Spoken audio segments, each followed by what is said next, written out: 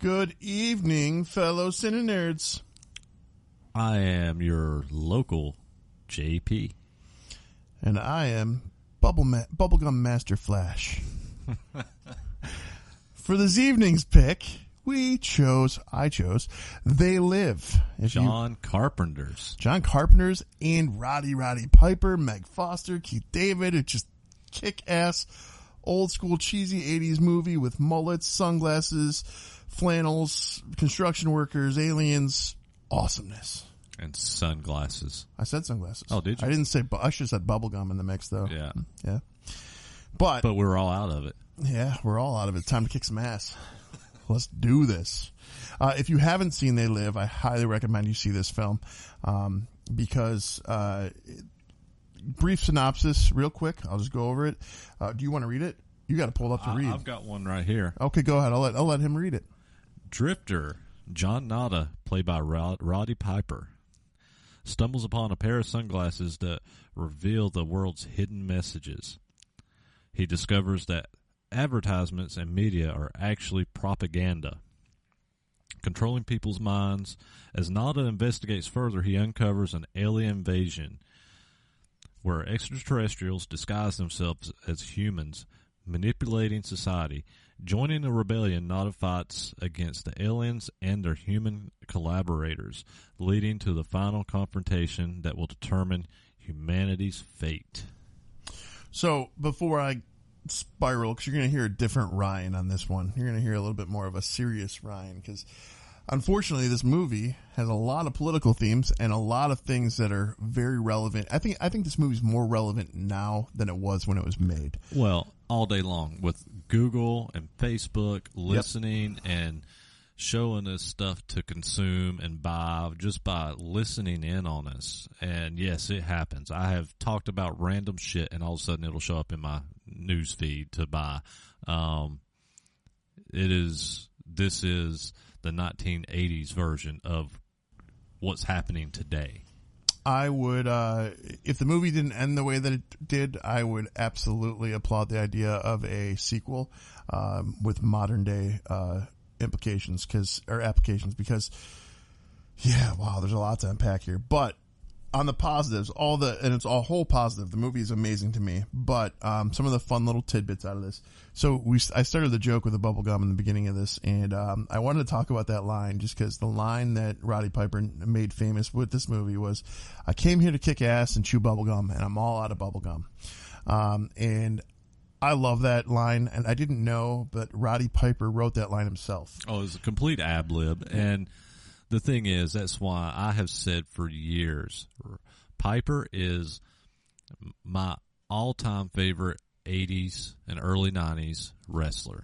I agree with that. He is, even by 90s, 2000s, and today's standards, he is the best on the mic. I am a Funko Pop addict, and one of my favorite Funkos that I have is the original Roddy Piper figure. Very underappreciated in value. It's not by any means an expensive pop, but because I love Roddy so much, it's definitely one of those pops that means a lot to me in the collection. I have his original wrestling figure in my fireplace up. So, I have the little digital fireplace. Are you burning it? No. You have the fake fire. I have a Jason Voorhees Buddha. I have Psykill from GoBots in there on display. And in the two corners, one side is Piper, the other side's the greatest Intercontinental Champion of all time, the Honky Tonk Man. Dude, I forgot about the Honky Tonk Man. Brutus the Barber Beefcake was one of my favorites. Junkyard Dog, Andre the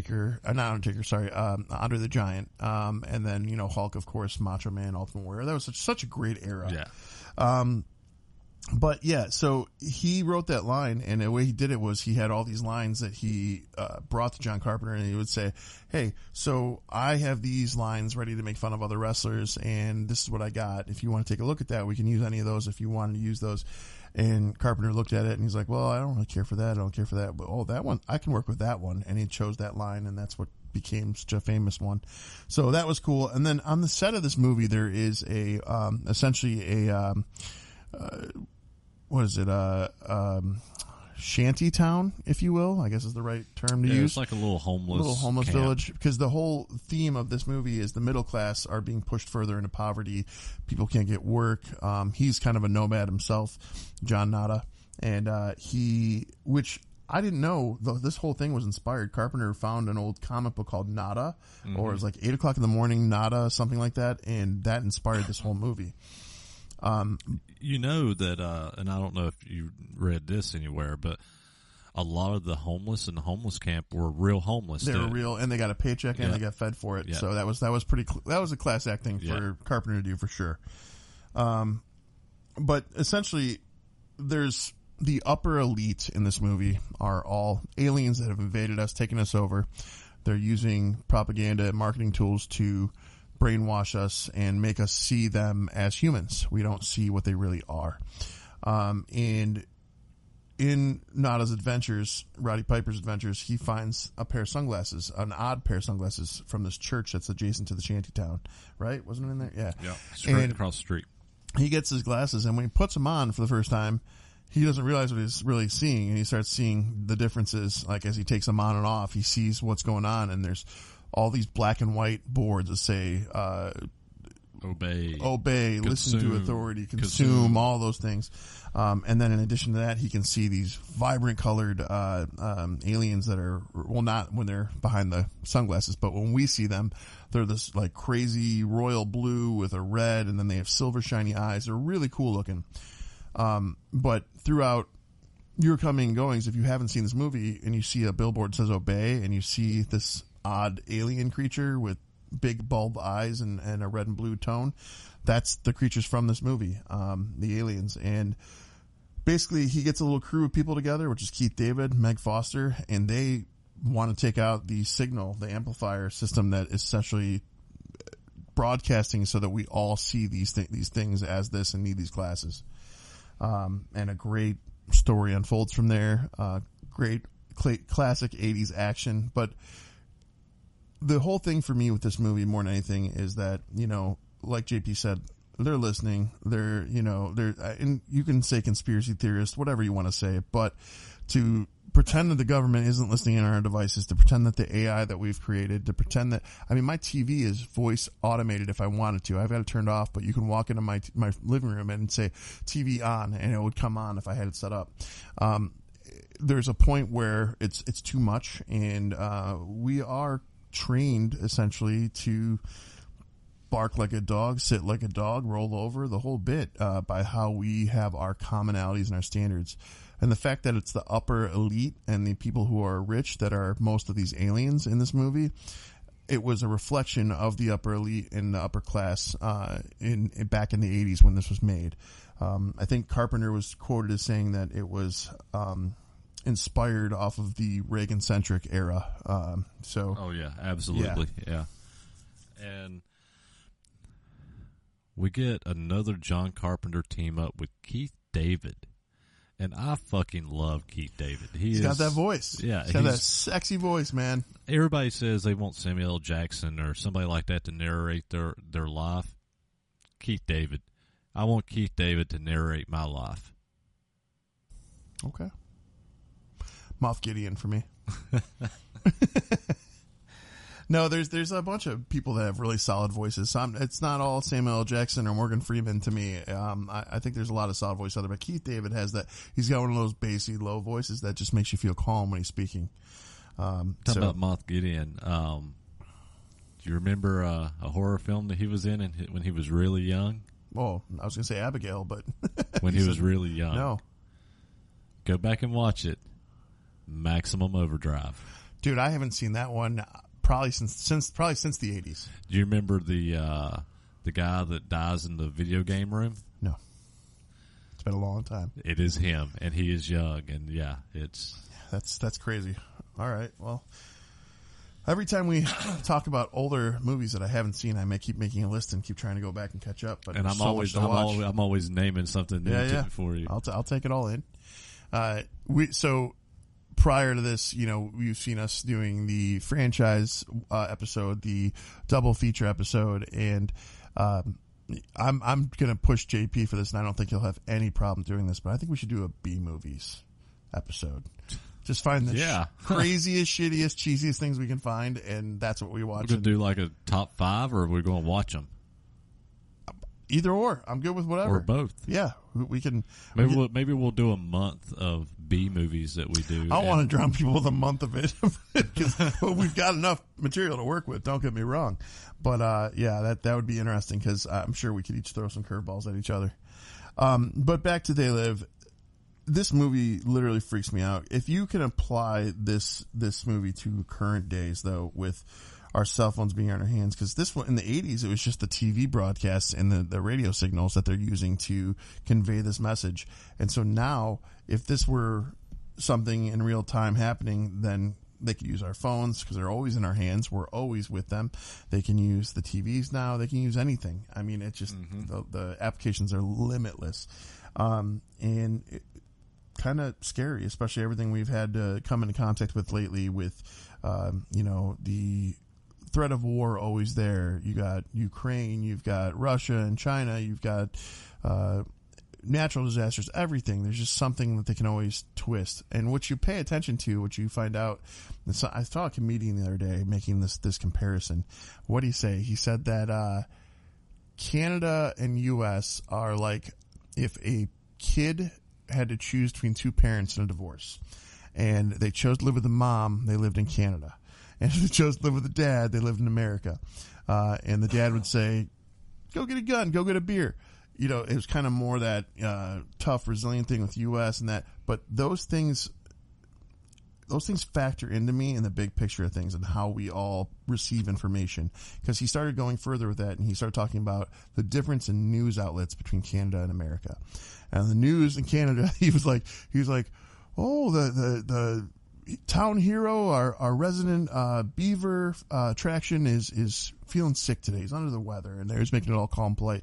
Then it gets to America, and it's like, police beats black person, this and that, and it starts going down a serious rabbit hole, and it's like really intense, and it's just how the news is always delivered to us, no matter what the media outlet is. Everyone says every media outlet lies, but the information that we're being fed and digesting on a day-to-day basis, they dictate what we see and what we feel, and this movie embodies that to the fullest. I mean, take aliens out of the equation of this movie, and you have a very scary, very real scenario. So to get away from the serious points. Yeah. Let's talk for a minute about, this is actually, I will go as far as say this is my second favorite fight scene in a movie. Only second to Old Boy. Which was funny because I was going to talk about, when we talked about Wolverine and Deadpool, the van scene reminded me of Old Boy. So that's funny you brought that up. Yeah, I think the fight scene in Old Boy is, and you know which one I'm talking about, the parking lot or rooftop scene. It's well, it's not rooftop. It's they're going through a what do you call those things? The park. It's a parking deck. That's what I'm trying to say. He's coming through the parking deck. That whole fight scene. The fight scene between Piper and Keith David is up there for me with Old Boy, because it's like that fight scene. It's what, 10 minutes long? It's long. It's long. It's long as fuck, and they literally beat the living hell out of each other. And the whole Meg Foster character, all of that, when they're all running through the stairwells too, and the fact that Roddy Piper or Nada has this, I think it was an M14 machine gun, and he's just blasting. As far as he's concerned, they're all aliens, they're all dying. He has to get to his objective. So yeah, it's great. But yeah, that fight scene in the alley when he's trying to put the sunglasses on Keith David, and that's what I'm talking about, where they beat the hell out of each other for like 10 minutes, and it's just fast forwarded in my head. They're just in a back alley beating the shit out of each other, and it goes on for it's just them two beating the shit out of each other for 10 minutes, and they worked on that, and like they really hit each other. The only rules they said was pull your punches on the face and the groin. I mean, you got a wrestler, so yeah. Go for it. I mean, nobody knows how to pull punches better than them. So, I sound a little jaded there. I actually wrestled for 12 years. So the acting wrestling is just something that is fun, but yeah. But pulling your punches, man. I don't know. That's gotta. I'm curious to know how they felt the day after. I'm sure they hurt. Because I mean, that was. I mean, they fought each other, and that was just what was on film. I wonder how long they actually really fought. Nowadays, they probably wouldn't even be able to touch each other for real. They're probably just pulling everything completely away and just pretending like they're hitting and going to the side because, everyone's so sensitive and they have to have, now they have therapists on set. If you are too immersed in a role, there's all this craziness. So, that was definitely a different era for sure. Well, it's just like Rocky. Yeah. Stallone took real punches. He almost killed him. With the gloves, I'd do that. Yeah, but, and I don't know if you know this, and this is getting away from They Live for a second, but talking about the actual fight scenes and punches, taking real punches, it was Rocky IV where he told Dolph Lundgren to hit him, really hit me, and it put him in the hospital, almost killed him. So don't tell Dolph Lundgren to hit you. But yeah, especially with the height difference between those two. Yeah, Jesus Christ. This movie though, start to finish, just solid fun. And can we just give a moment to Roddy Piper's amazing fucking hair? Because this whole movie, his hair is just flowing and it's lovely. Even when he's laying down, and he's dying at the end. He's got the shaggy mullet. Yep, it's his hair works with it. That's a mullet. You young idiots who are trying to bring back the mullet, don't do it. I'm going to tell anyone that likes mullets still my little words of advice and wisdom. There's not one person from when I was a kid who had a mullet that says, "Oh God, I miss the mullet. I wish I should grow that back." Like no one. I had that mohawk mullet for a while. That can work.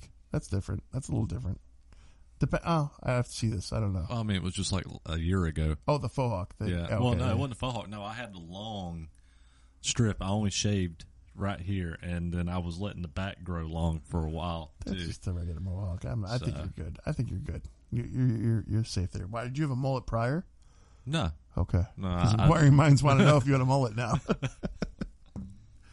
All right? Well, let's get off topic more on this. What's the worst haircut you've ever had? Probably my current one's pretty rough. Little Nicky's rough, yeah. But there's a reason I'm just letting my hair grow because stage stuff, and I don't want to paint my head. Fair, very fair. I don't know. I had some pretty rough mullets back in the day. Mine was kind of a reverse mullet. I had almost a full shaved head, but then my bangs were down to my chin, and I put it up in a ponytail on the top, and then everyone called me Bam Bam. It was not intentional. I could see that. Not intentional, but that's the way it went. Yeah, I had a couple mullets. I've had a few different mohawks. You said you didn't have a mullet. I literally said I've had some bad mullets. I said, I didn't. Yeah, that's what I was saying. Bad. You asked what my worst was. I said after I said current, I was like, I had some pretty bad mullets back in the day. All right. I've had some multiple mohawk. I had one mohawk that just was like a small, legit like mohawk. But I had cut that one from my hair being this long, and so I left a mohawk that was like this long down to my chest. So. Sadly, mullets, they live. Bringing them back. Yep. That's, no, I'm not here for it. I said yep, but I'm not here for it. Anyways. Did you catch the PKE meter? No. From Ghostbusters? Where was that? When they first arrive in the facility towards the end. Okay. There's two guards there, and one of them's carrying a PKE reader from Ghostbusters. Interesting. Yeah. Was it supposed to be like a hidden gem, or was it supposed to be like a reutilization of a prop? I think it was kind of a hidden gem that Carpenter threw in there. Okay. Don't know for sure, but it could just be a reused prop. So this movie, you got the character of Holly, played by Meg Foster, and she's helping Nada through the whole, well, not the whole film, but the majority of this film, and then you find out that she's really one of the villains. Which, I don't know why he didn't see her prior with the glasses. Yeah. That's the only thing. Maybe he wasn't turning and looking at her. I don't know. Well, she was just a collaborator. Oh, okay. That's okay. She wasn't an alien. I just remember when she turned at the end and she, the way she was talking, I was like, was she one of them? Like, I don't think she was an alien. I think I may be wrong. I may be wrong. I don't know. That was the vibe I got. I always thought that she was just a collaborator working with them. I want to know. Now you want to Google this. I do. God damn it. So yeah, they go to take the tower out, and yeah, she's on the other team.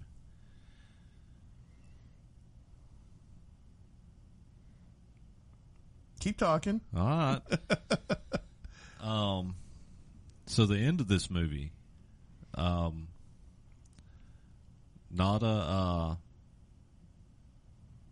I've lost my train of thought. Well, he's going in because he wants to destroy the signal. He wants to kill the satellite dish. Yeah, he goes in to find Holly, fight his way to the transmitter on the roof. But Holly herself, a collaborator, said no. Responsible for the raid, kills Frank. Nada kills Holly, destroys the transmitter, but he's mortally wounded by the police helicopter. Signal shuts down. He's giving him the middle finger, which is an awesome Roddy Piper movie. He just looks up and is like, fuck you. Yeah. He wins. As he's dying. And then you get the people in the bar all the aliens start. It starts where you can actually see their real faces. Yeah, when the signal lifts, even their propaganda signs, everything comes into plain view for everyone. So you see them for what they really are. And that's the screen ends up fading to black, but it's a very, I don't know, I guess eye-opening moment. No pun intended. But it definitely starts making your wheels think in your head, and I wanted to know how that followed up. I wanted to know more. I wanted to see more. Like I said, I would appreciate. I don't want a remake of this in any way. I wouldn't. No. If there was if the cast hadn't died the way they did in it, and the reveal didn't happen at the end, yes, there would be an opportunity. But and the ending of this, just with everybody actually seeing the aliens and realizing what has been going on, and their eyes are open for once. And there's also the commentary where back in the 80s, people protesting John Carpenter for his violence in his movies and stuff, and he even threw a jab in this over that. Did you catch this? Tell me about it. So there is a shot there where they're talking. One of the news broadcasters talking about how, what was the line? Violence in films needs to stop from such directors as George Romero and John Carpenter. That's cool. I like that he approached it like that. That's to me, like you. Excuse me. To me, using your art as a way to deliver a message is huge. So, like, if you put it through lyrics in a song, if you put it in your movies, however you want to deliver it, or your art pieces, whatever it is, deliver it that way. I don't want to hear people preach about it on the side, but that's awesome that he did it like that. That makes me happy, especially given this movie. Oh yeah. So he makes them. Dude, that whole era of censorship, Tipper Gore, Hillary Clinton, or not? It was so bad. It was so bad. Clinton was one of them. Her, Tipper Gore, Bush, all of those women were going at censorship. Yeah, and they came hard onto science fiction and horror censorships, and it sucks. I mean, there was movies that were so much cut out of them. They forced them to cut out just to get a rated R rating, so they wasn't getting an X rating back then. And a lot of what they cut back then just to get an R rating would be a PG or PG-13 movie in today's world. Oh, for sure. Yeah. I mean, it was ludicrous. And these people had to do it because if they went out and they couldn't get at least an R rating and they rated them X, they couldn't play it in regular theaters. Back then they had to play it in theaters that would run X-rated films, which was mainly porn theaters back then. So you had to risk hearing Pee Wee Herman in the back of the theater doing his thing, doing his business. If you were to explain this movie to someone and you were to try and give an analogy, how would you break this movie down? Because I had to explain this, and I had a really good way, so I wanted to hear you. To explain it to somebody what the movie is about? Yeah, if you could give an analogy, just a comparison, just to like one or two sentences that deliver what you think the movie consists of. If somebody asked me, I would probably say, in just a couple sentences, it's a film. It's a science fiction alien film set on Earth that is about control and consumerism. Okay. Mine was if you could use George Orwell's Animal Farm and apply aliens. So, because there's a whole political undertone with that whole book, and so like to me it was just very reminiscent and reminded me of that.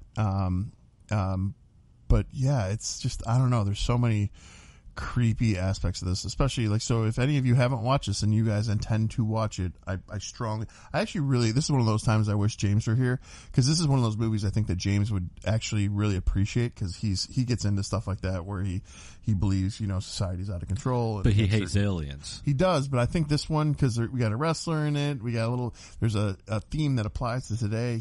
I think he would see the logical side of it, and he would actually like this one. I just think everybody should go dive into all of John Carpenter's 1980s films. John Carpenter in the 80s was just top tier, and everything he did, whether it was financially super successful or not, everything he did in the 80s was just gold. Yeah, I mean, I agree with that. I mean, you got Halloween, you got The Fog, you've got The Thing, you've got Big Trouble in Little China, you've got They Live, Prince of Darkness, Mouth of Madness. I mean, there was so many great films that he did. I still gotta go back into Prince of Darkness from when we talked last. Yeah, I gotta give that another watch. All right, what do you think the budget was? Now that you're looking down at it, though. Actually, my stuff is closed. I did have it up, but it's closed now. The budget, if I had to guess, and because I did pull it up, but I didn't look at it really. I just pulled it up and left it so I could look at it later. I'm going to guess about $4 million. You got it because you're looking at it. But no, I'm not. No, I did not see it. I don't have my glasses on. Well, I can't see. It was a good guess because you're spot on. That's the estimated budget. Gross worldwide, though, it did make $13.5 million. So, I was going to guess 15. Yeah. So but to me, like, there was success there. Let's keep going, do something. I mean, Carpenter got a lot more opportunities, obviously, and but. Yeah, wow. I mean, he definitely had more successful movies than this. For sure. But this became such a cult classic that it... In 88, though, like, for that kind of a success, I think that's not... If you can more than double your budget, I think you're into something. I think if this movie had came out earlier in the 80s, it probably would have did better, I think. Yeah, I agree with that.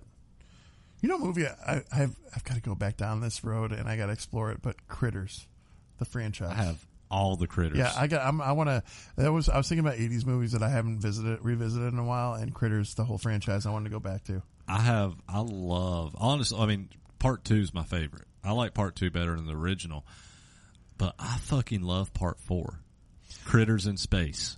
I remember it vaguely, but not 100%. That's why I want to rewatch, because I remember enjoying them as a kid, but I don't remember the extent of it. Do you know who's in part 4?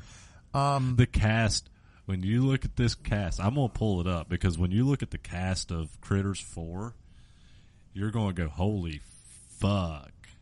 I can't believe this low-budget film has such top-tier actors. And there's only a couple, but the couple that are in here, obviously, the actor that played Charlie is back in it. Angela Bassett. I do remember that. Brad Dourif. What? Yes. What was he in that? He's one of the main guys. Oh my God, that's right. His hair was slicked back and everything, and he was in one of the coats. Yes. Yeah. And then, that's the two main ones. But Angela, you think of today, Angela Bassett doing Critters 4, you're like, no fucking way. Look at, what's her face? Jennifer Aniston in Leprechaun. Leprechaun. Yeah, so, like, never, I can or tell. Helen Hunt in Trancers. Yeah. That guy that I got the $10 thing off of, that I told you about the 4K version, he was trying to, he had Screamers, he had the Rawhead Rex, he had all these great movies there, and he was trying to get a break in. She does that. You got, he had all these great films, and he was just like, he's like, I got this, and I'm like, I can only do this today, I gotta sell some toys first. I need to meet this guy. He'll be at he's at every one of. I do a toy thing once a month at it's the Best Western off Royalton Road, and it's through Neotac, which is the Northeastern Ohio Toy and Collectible Club. And I've been a member of this club for a long time, and yeah, I'm giving them a little plug, but it's good to talk about because they are doing good things. Every year we're donating toys to Toys for Tots. We're raising money for charities. There was a little kid who got swindled for the Jabba's Barge playset. This kid got taken advantage of and scammed, and the club got the funds together to not only refund his money but give him the toy. And these guys, like, I can't even claim anything to do with those aspects. I try if I can. I do Toys for Tots stuff, but like these guys are all just genuinely good people and they're giving back. And so I met this guy at the last month, and he had this amazing Blu-ray, DVD collection, and VHS tapes. And I managed to score the 4K version of the thing. I text him. I'm like, I got this for $10, man. And he's like, the next day he texts me. He goes, get another one. I'll pay you back for it. I'm like, I'm not there. That was last night. But. Yeah. The 4K copy of the thing for $10 is a steal. I found out. I went online. I was like, holy shit. Yeah, that's why I was like, holy shit. I haven't rebought that on 4K. I definitely want to go and see what this guy has. The next time you do it, I want to go. I'll tell you right now what the data is actually. Because if he has stuff like Rawhead Rex, and I have that on Blu-ray, but like if he has stuff like that, then he's going to have other shit that I'm going to be really excited about to see physical copies of. Let's see. Jesus Christ. Oh, it's got to be in the featured section. All right. So, ratings. I guess it's my turn to go first, isn't it? Well, yeah, because I picked this one. Yeah. So, September 17th. September 17th. So, I'll be home. Oh, okay. So, my rating on this. I have watched this numerous times through the years. I love this movie. I love it. Just like I was saying a few minutes ago, everything John Carpenter did in the 80s was gold in my eyes. And as much as I love this movie, this is one, to me personally, and Ryan's probably not going to agree with this statement, and he's probably going to think saying this statement, he's not going to like what it's going to follow. Drum roll, please. I personally think this is one of the weaker Carpenter films of the 80s.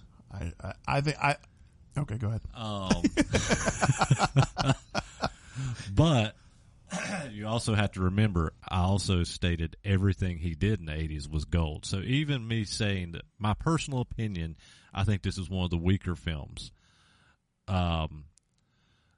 for me that he did in the 80s. It does not mean that it's a bad film. This movie is great. It's just when you put this movie next to The Thing and films like that he did in the 80s, it's hard to top some of the other stuff that he did. It became so iconic with The Thing and Halloween. But even They Live, this imagery is so iconic in today's world with the Obey. You see kids wearing shirts that says Obey on it, and they probably don't even know that they started a company. They started Obey, actually was a company. I don't know if it's still relevant, but yeah, they probably don't even know that this came from this movie that They Live. So it's very iconic and it's very relevant to today. I fucking love this movie, and I love Keith David. I love seeing Piper anytime, even though Piper's not the greatest actor. But he's such a charisma, has so much charisma. He does. So I am going to go with a 3.8 CineNerds. That's still high. That's a good rating. There's a YouTuber who goes by the name of Moon, and he has a 15-minute little video. And the 15-minute video is titled, Why the Movie They Live Might Be the Most Important Movie of Your Lifetime. Give that a watch. I implore you to do that, because the serious angle of Ryan that came off in the beginning, and I dialed it back, I know. But the serious side of that is kind of all broke down really well in that video, and he goes into the comparisons of modern day society and how it's all far more applicable now than it was then. And so to me, I think this is one of Carpenter's greatest. I think his casting for Roddy Piper was spectacular. Roddy Piper, he wasn't the cream of the crop for an action star in a movie, but he had this way about him that was like, he had like, even his little grins, his little mannerisms, his little details in his face while he's delivering lines, while he's saying things. And that's probably Carpenter's direction too, but Roddy just delivered it. I love all of the aspects of this. It's got aliens, sci-fi, it's got government having too much power, you name it. It's got everything in it that you want to see in a movie. And it's almost a survival guide, if you will. So for me, I'm at a 4 on this one. 4 nerds for me. This movie is near and dear to my heart. Happy to have it in the collection. Happy to, if you haven't seen it, happy to bring it to your attention. So we're not far off. No, we're not. I thought, based on how you were saying that it was least a favorite of these Carpenters or one of the lower ones, I thought you were going to go lower, but you not least favorite. It's one of my least favorite of the 80s. But Carpenter. You said they're all good, so and they're all good. That makes sense. Yeah, and a lot of Carpenter's movies he always has some kind of undertone for something in a lot of his movies, and this one is really about consumerism and control, and it's a very relevant film, like we've been saying through the whole episode, with how ads pop up on Facebook or Google, on all the Amazon. All these companies are doing it, and this film is very relevant to how the modern day world is, So yeah. On that note, I'm going to do something I haven't done in a little bit. I'm going to, because we didn't do it the last couple episodes, and that is give you some suggestions. So I've got a couple. The first one is one I've talked about before on the podcast, and that is Star Wars Visions.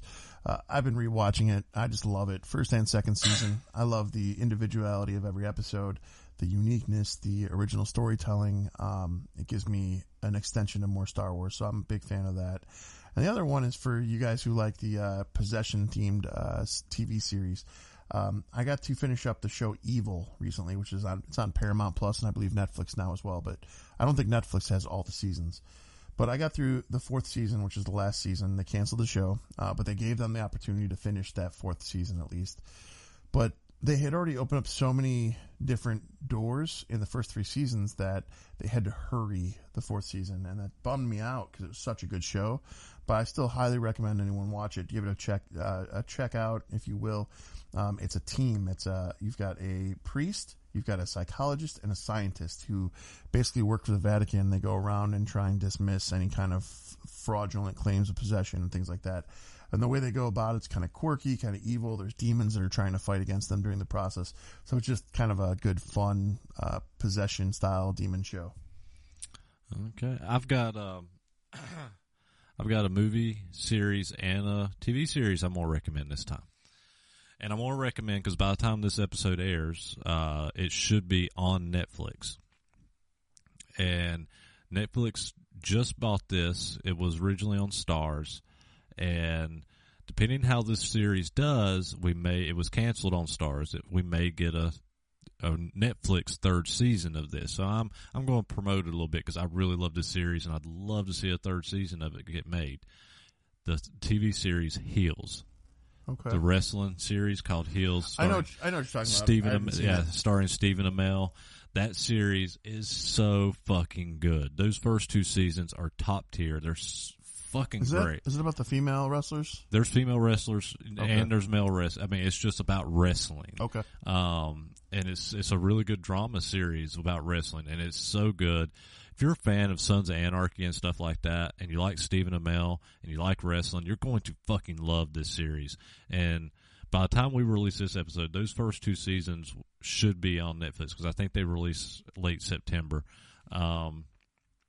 So the hopes is since they've bought it from Starz, that if it does well enough, we may get a 3rd season. So I would love to see a 3rd season of this. So check that one out. Movie series that I just revisited since Deadpool Wolverine, I revisited all 3 Blade films. Oh, that's what you're saying, yeah. And what a interesting ride that was. Do you know that? Okay, so when we did the Deadpool Wolverine one of the things that I loved about all the little like odes to Ryan Reynolds' past career that were happening in that movie was that when Blade and Deadpool first interact, he says something to Deadpool like along the lines of "I hate you" or something like that, and he goes, "You always did." Yeah. And when he said that, it made me think that, oh my God, do I need to go back and watch? Was that him? Was that Wade Wilson acting as a mercenary? Like, I didn't know. You know, that's been a rumor, but his character was Hannibal, which Hannibal was from the comic, the Blade comic, and I mean, it still could have been secretly Wade. That could be his mercenary name. The Night Stalkers was that team up, that team that Hannibal was part of. I don't think so. I think it was a jab because when they did Blade Trinity, they had a beef. They had a beef. They didn't like each other. No, or really, it was Wesley Snipes didn't like Ryan Reynolds, but I rewatched all those, and I would actually, and I always said Blade 2 is my favorite, and it probably still is. The first one, it was great, even though the CGI is so fucking bad. The CGI is bad in all of them, but the first one was really bad. But I revisited Trinity, and it has its problems. Now, there's a lot of stuff they could have changed, and that film would have been fucking amazing. That being said, rewatching Blade Trinity, that film is fucking fun as fuck. And I would tell people to revisit that one, revisit all of them, and really revisit Trinity after that, because it's actually really, really fucking good. And like you said, Parker Posey and Ryan Reynolds are amazing in Blade Trinity. But I like Parker Posey anyway. I'm a fan. I enjoyed those movies. I definitely was it Wheeler? Was that the old dude? Oh, what was his name? I thought it was Wheeler. It's not Wheeler. It's and I could have told you before you said that, but it's Chris Christopherson and his. He had a name that was something. Yes. Now. It's gonna mess me up. Yeah, you done messed me up, and it's. Whistler. Before I even got to it. Whistler. I said Wheeler. Yeah, before I even got to it, it finally popped in my head. Whistler. But on the note of Wheeler, holy shit, if you haven't seen Return to Oz, check that one out. But anyways. I like Return to Oz. That's a good one. All right. Well, enough about this. We've actually stayed within the time parameter we set in this one. We got 2 minutes. We do. So, with those 2 minutes, I'm just going to say this. It means the world to us that we're able to grow and to be able to talk to you guys like this, bring cool movies your way. So do us a favor. Share the love. Share us out there. Let people know about us. It helps us out. Every single share is the easiest way you can help, and we appreciate it immensely.